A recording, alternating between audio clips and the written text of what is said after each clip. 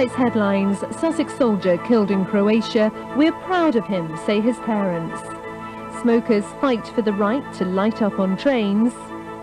And cockle wars, the sad shellfish saga.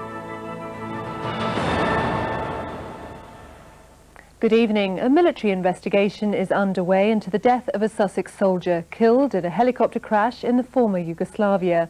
Roger Willingale and 3 other British troops were on a UN training flight when their helicopter plunged into the sea off Croatia. His family say he loved the army. Ian McLaren reports. The Lynx Army helicopter carrying Roger Willingale from Eastbourne was on a routine training flight when it ditched into the Adriatic Sea off the Croatian coast. It's understood the weather was bad at the time. The body of Air Trooper Willingale and 3 other soldiers with the United Nations Rapid Reaction Force was discovered still in the helicopter's cockpit. Air Trooper Willingale, who was 23, was the son of a Lynx helicopter pilot.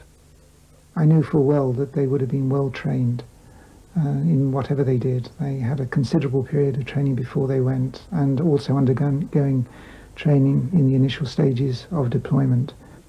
The soldier from Sussex will be remembered for his zest for living. He liked to do lots of things like bungee jumping and jumping out of aircraft, but at the same time he was a gentle person and a loving person. 1 soldier survived the crash. A military board of inquiry has been set up to investigate the cause.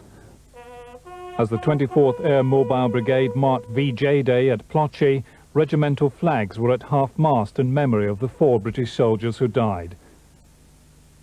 Smokers are planning to fight a ban which prevents them smoking on southeast trains. The lobby group Forest is trying to raise £40,000 to challenge the decision in the courts. Our transport correspondent Mike Pearce has the details. 16 million people in Britain smoke, but now lighting up on many commuter trains could land you up in court. Last month, Peter Boddington was fined £10 for smoking on a train between Brighton and London. Today, the pro-smoking group Forest launched a £40,000 appeal to challenge the ruling. The aim is to force all the region's rail companies to provide smoking compartments. Certainly on trains, you can clearly separate smokers from non-smokers, designating an area for those who wish to smoke, and everybody can be happy. I don't see why they should remove choice for everybody. BR's existing policy is somewhat confusing. In Kent and Sussex, smoking is banned on most trains. In Hampshire and Dorset, it's allowed. The reason being that journey times to London are longer. But while smoking is banned between Brighton and Victoria, it's all right to light up on trains between Brighton and Reading, because the service is run by a different BR division. Rail managers say where smoking has been banned, it's proved popular. Nearly 90% of customers were happy about the ban on smoking, and perhaps most surprising, 58% of smokers were happy about the ban on smoking. Apart from any legal action, the future policy of allowing smoking on trains will rest with the new privatised rail companies. Meridian has learned that under the new plans, they themselves will be able to dictate if smoking is allowed or not, and that could lead to major changes across the region. Fire has broken out at a furniture factory in Sussex. Firefighters are tackling the blaze at the Country Pine Warehouse in Rye. It's not yet known how it started. And fire crews have been tackling a big fire which has destroyed 40 acres of grassland in Kent. Firefighters spent 8 hours controlling the blaze at Dartford Heath. It's the 2nd major fire there within a month. A row has broken out over fishing rights off the Kent coast. 2 rival companies who've been collecting cockles off Whitstable for years are now locked in a dispute over who has the right to fish there. Sandy Fleming has this report. The Cardium 2 leaves Whitstable Harbour to fish for cockles. But the boat's been banned from the nearest cockle beds, the Pollard Ground, because of an injunction taken out by a neighbouring company, Sea Salter Shellfish. Now pending a hearing at Canterbury County Court, Cardium's having to fish elsewhere. Fishing firms in Essex have also been served injunctions after they took cockles from the Pollard Ground.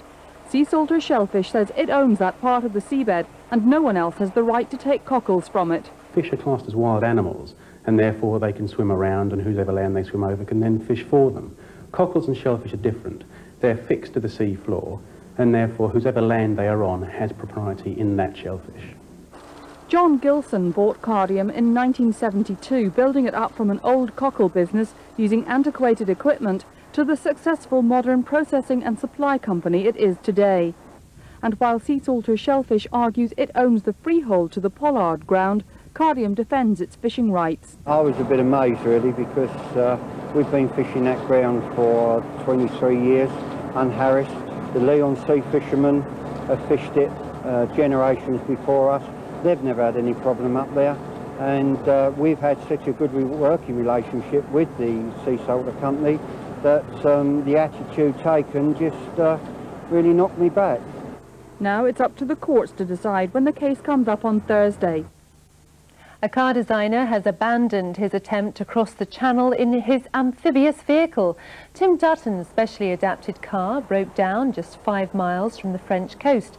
It had to be towed ashore after an electrical fire started in the engine. The annoying thing was that, you know, we got 3/4 of the way there. We'd done 20 odd miles and almost within swimming distance of France, but it just wasn't worth the risk being stuck in the shipping lane. So we decided to, you know, for safety, to give up. But I'll be back. Meanwhile, a Dover woman has matched the world record for swimming across the Channel. Currency dealer Alison Streeter has already earned the title Queen of the Channel. Tonight she equalled the record of 31 crossings and swam the Straits in just under 10 hours. She's hoping to beat the world record by the end of the month. That's all for this evening. We'll be back tomorrow morning. Our first bulletin, 6:15.